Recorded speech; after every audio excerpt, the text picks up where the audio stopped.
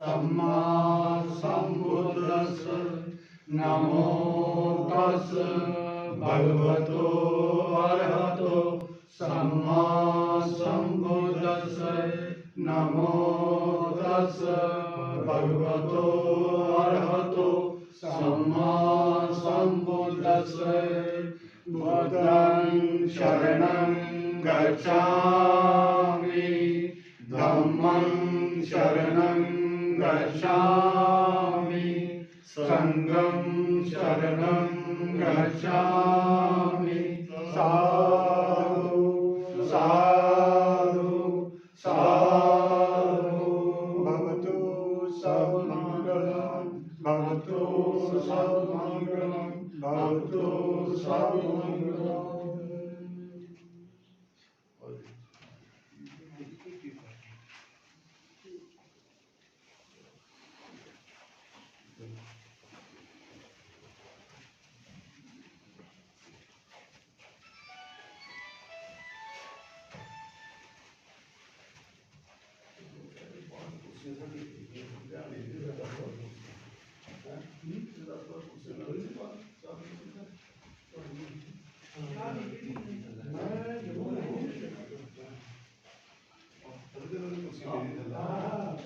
इस वक्त हम दशमेश नगर के अशोका बुद्ध विहार में हैं।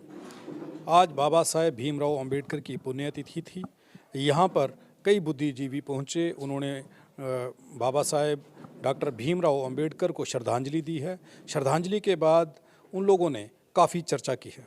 मूल निवासी लोगों के अंदर किस तरीके की लहर को लेकर के चलना है, किस तरीके की लोगों को प्रचार किस तरीके से करना और इस पर काम किस तरीके से किया जाए, इस पर काफ़ी विचार विमर्श हुए हैं। उस पर बात करने के लिए हम यहाँ पर पहुँचे और उनसे बात करेंगे कि ये किस तरीके से देखते हैं कि बाबा साहब के विचारों को और उनकी लड़ाई को आगे किस तरीके से बढ़ाया जाए। तरसेम जी, किस तरीके से देखते हैं आज जिस तरीके से आप लोगों ने यहाँ पर बाबा साहेब भीमराव अम्बेडकर को श्रद्धांजलि दी है, लेकिन सच्ची श्रद्धांजलि जो है वो क्या है? संसार जी, आपका बहुत बहुत शुक्रिया, आप यहाँ पे आए। देखो, आज से 66 साल पहले बाबा साहब जो हैं वो परिनिर्वाण दिवस को वो उनका हुआ। और जहाँ तक आपका क्वेश्चन है कि आप इसको कैसे मनाना चाहते हो, हम तो अभी ये लग रहा है कि जब हम आंखें बंद करते हैं तो हमें तो ये रोना आता है कि एक बंदा जो है उसने इतनी कुर्बानी दी कि हमें तो देवी देवताओं और भगवान को ढूंढने के अगर पीछे पड़ जाएं तो उनका और बाबा साहब का तो कहीं कंपैरिजन नज़र नहीं आता। हमें तो जितने बड़े देवी देवता और भगवान थे, हमारा एक बंदे को कोई फ़ायदा नहीं हुआ। तो आप कह रहे किस तरीके से मनाएं, हम तो ये सोच रहे हैं कि हम जो रिटायर्ड लोग हैं, हमें अब जो है बहुत ज़्यादा काम जो है वो लोगों के बीच में जाके उनको ये समझाना होगा कि बाबा साहब डॉक्टर अम्बेडकर ने जो काम किया है वो आगे वाली जनरेशन तक पहुँचाएँ। उन लोगों को ये पता चले कि कोई महापुरुष था, वो ये चाहता था कि इस देश में सारे लोग बराबर हों, सब लोगों को अधिकार जो डेमोक्रेसी में होते हैं उनको मिलें, ताकि ये देश भी मजबूत हो और लोग भी अच्छे तरीके भाईचारे से रहें। तो हम तो इसी तरीके से मनाना चाहते हैं बाबा साहब का। बाबा साहब ने लास्ट में हमें कहा था कि आपकी तरक्की या आपकी जो सेहत है, या आपका जो चाल चलन है, जो आपका जो रंग है, या जो आपकी क्वालिफिकेशन है, ये तब तक ही रहती है जब तक समाज में आप रहते हो। समाज के बगैर बाहर अगर आप रहते हो तो उसकी वैल्यू कोई नहीं। तो उसके लिए बाबा साहब ने कहा कि भाई देखो, दुनिया में जितना भी कंट्रोल है, सारे लोगों के पास पैसा नहीं होता, सारे लोगों के पास एजुकेशन नहीं होती, सारे लोगों के पास ज्ञान नहीं होता।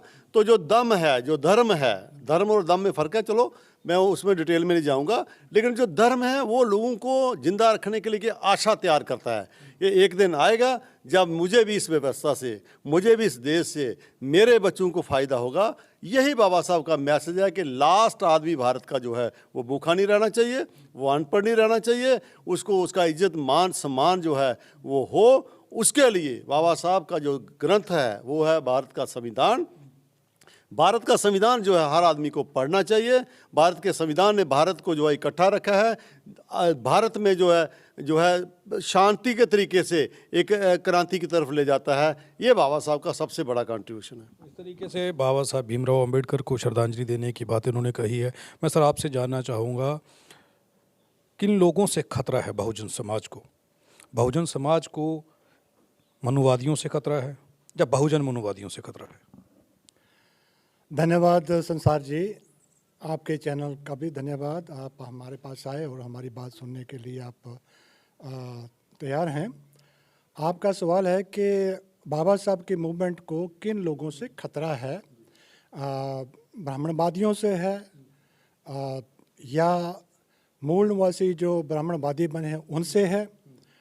तो मैं प्रत्यक्ष तौर पर ये समझता हूँ कि जो ब्राह्मणवाद है वो हमारे समाजी ढांचे में भरा हुआ है, उसका असर हमारे समाज में आज भी है।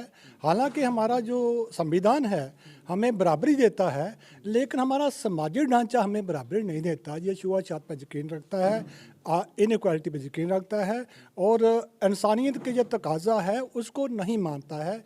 इसलिए बाबा साहब ने कहा था, जब उन्होंने संविधान पेश किया और कहा कि हम आज कंट्राडिक्शन के युग में एंटर कर रहे हैं। हम कानूनी तौर पर तो बराबरी ला रहे हैं, लेकिन समाजी और इक़्तिसादी बराबरी जब तक नहीं आएगी तो ये जो हमने ढांचा बनाया हुआ है, जिनको इंसाफ नहीं मिलेगा वो इस ढांचे को तोड़ फोड़ कर इसका तहस नहस कर देंगे। हालांकि वो स्थिति अभी तक नहीं आई है, लेकिन वो दिन दूर नहीं होगा जब तक ये लोगों पर जुल्म जाती रहेगी। तो वो लोग जो हैं जो इसके जुल्म ज़्यादती से त्रस्त होंगे वो इकट्ठे होंगे और इसका मुकाबला करेंगे और फिर वो अपने हक हकूक़ को हासिल किए बगैर रहेंगे नहीं। हक और हकूक़ लेने की बात कही है इन्होंने। मेरा अगला सवाल आपसे रहेगा, शिक्षा और अंधविश्वास दोनों के रास्ते अलग अलग हैं, लेकिन पढ़े लिखे लोगों का अंधविश्वास बहुजन समाज को किस तरीके से और किस रास्ते पर लेकर के जा रहा है? सर, ऐसा है कि जो शिक्षा और अंधविश्वास ये दो पहलू डिफरेंट हैं। शिक्षा जो है वो अंधविश्वास से बाहर निकलने के लिए ज्ञान देती है, लेकिन जो ज्ञान है वो उसका पारंपरिक बेस से आता है। तो शिक्षित होना और परंपरा उसी में फंसे रहना, ये दोनों मुख्तलिफ चीज़ें हैं, डिफरेंट चीज़ें हैं। तो शिक्षा उसी को हम मानते हैं जो अंधविश्वास से बाहर निकलता है, उसको हम शिक्षित कह सकते हैं। लेकिन अगर वो अंधविश्वास को भी लेके चलता है और शिक्षित भी होना चाहता है, हम उसको शिक्षित नहीं कह सकते। शिक्षित उसी को कह सकते हैं जैसे बाबा साहब भीमराव अम्बेडकर हम हाईली शिक्षित युग पुरुष कह सकते हैं। उसके अलावा आज तक समाज हमारे लाखों हजारों की संख्या में शिक्षित अपने आप को मानते हैं, बेसिकली वो शिक्षित बिल्कुल नहीं है। मेरा सवाल आपसे रहेगा, आपसे भी मैं सबसे बात करूंगा, 2 मिनट सबके ले रहा हूँ।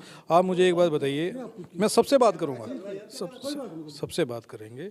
आप मुझे एक चीज़ बताइए, पहले नाम बताइए। मेरा नाम हिंदपाल। हिंदपाल जी, मुझे एक चीज़ बताइए, हिंदू राष्ट्र जरूरी है या फिर अशोका का वो राष्ट्र जरूरी है जो गौतम बुद्ध के समय पर था? हिंदू राष्ट्र नहीं जरूरी है हमें। जो अशोका का है जिसमें सबको बराबरी का दर्जा दिया गया, हमें अशोका का राज जैसे पहले थे वहाँ सब समान थे, बराबरी का दर्जा था। जब समानता और भाईचारे का जो प्यार जो दिया वो अशोका के टाइम पे ही था। जो सोने की चिड़िया इस देश को कहा जाता था वो अशोका के टाइम भी कहा जाता था। हमें सोने की चिड़िया जो थी वो गौतम बुद्ध के समय पर थी, सिद्धार्थ गौतम बुद्ध के समय पर थी, ये उन्होंने कहा है। यशपाल जी, आप क्या कहना चाहेंगे? इस वक्त हमारी युवा पीढ़ी खास करके किस ओर जा रही है? हिंदू राष्ट्र बनाने की बात कही जा रही है, संविधान को ख़त्म करने की बात करी जा रही है। कम समय में पूछना चाहूँगा। शुक्रिया संसार जी आपका। मैं तो अपने युवाओं से यही कहना चाहता हूँ कि आप पहले बाबा साहब डॉक्टर भीमराव अम्बेडकर की जो इनहेलिएशन ऑफ कास्ट की बुक है उसको पढ़ लें और गुलामगिरी को भी पढ़ लें। ये सबसे जो हमारे नौजवान साथी आज कॉलेज में बैठे हुए हैं, लड़कियां हैं या लड़के हैं, उन सभी से मेरी निवेदन है कि वो ये 2-3 चीज़ें पढ़ लें। गुलामगिरी को भी पढ़ लें और बुद्ध और धम्मा को भी पढ़ लें और बाबा साहब डॉक्टर भीमराव अम्बेडकर को भी पढ़ लें, तो उससे उनका रास्ता जो है वो बन जाएगा। जो आज हम गुलामी में बैठे हुए हैं, मनुवाद हमें घेर के बैठा हुआ है, उनमें नहीं, हमारे अपने बहुजन समाज में जो मनुवाद बैठा हुआ है, जो पढ़ा लिखा समाज में बैठा हुआ है, वो हमें इन चीज़ों से और जो इनमें उलझाना चाहता है। लेकिन हम ये कोशिश कर रहे हैं कि जो हमारे अपने बच्चे हैं लड़कियां हों या लड़के हों जो यूनिवर्सिटी में पढ़ रहे हैं, जो बच्चे जो कॉलेजों में पढ़ रहे हैं, उनसे मैं रिक्वेस्ट करता हूं कि आप सभी बाबा साहब डॉक्टर भीमराव अम्बेडकर जी को पढ़ें,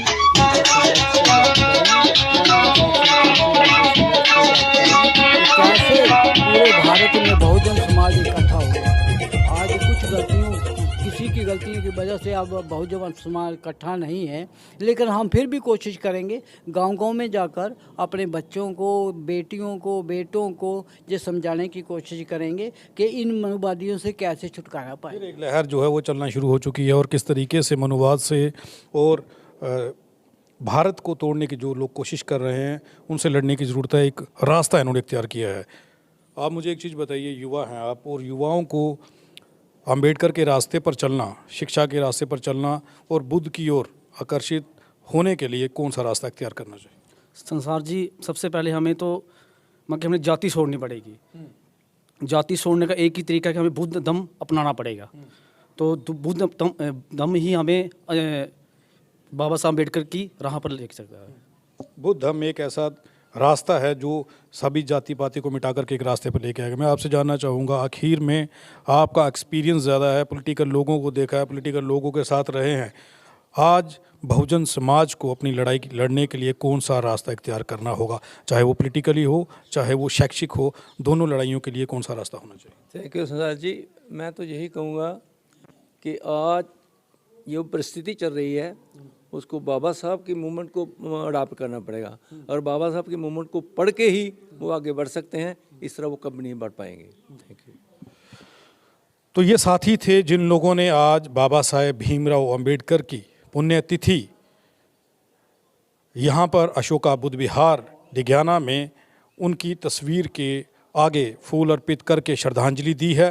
सवाल अब ये है कि बाबा साहेब भीमराव अंबेडकर ने सूखी हुई रोटियों के लड्डू खा करके जिस समाज के लिए लड़ाई शुरू की थी, जंग शुरू की थी, वो समाज कितना समझ पाया है? आज 70 साल के बाद भी वो समाज पूरे तरीके से भीमराव अंबेडकर को समझने में असफल क्यों है? कोशिश ये भी है कि ये वो बुद्धिजीवी लोग हैं जो उनकी उस जंग को लेकर के चलना शुरू हो चुके हैं और ये उम्मीद है कि आने वाले समय में भारत का 85% जितने भी लोग हैं, 85% लोग अब उस राह पर चलने के लिए तैयार हो चुके हैं जिस राह पर बाबा साहेब भीमराव अंबेडकर चलने के लिए और इन सब को चलाने के लिए सोचा करते थे।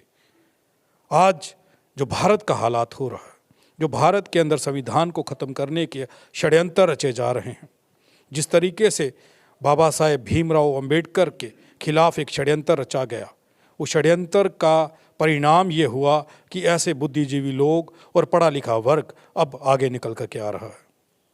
अगर भीमराव अंबेडकर संविधान ना बनाते, इन लोगों को शिक्षित होने का मौका ना देते, अवसर ना देते, तो शायद आज ये जंग दोबारा शुरू ना होती। आप देखते रहें RTI इंडिया न्यूज़, लोकतंत्र का पहरेदार। सच्ची और ज़मीन से जुड़ी हुई खबरें हम आप तक पहुंचाएंगे। वीडियो को ज़्यादा से ज़्यादा शेयर करें ताकि जानकारी आप तक पहुंच सके। धन्यवाद।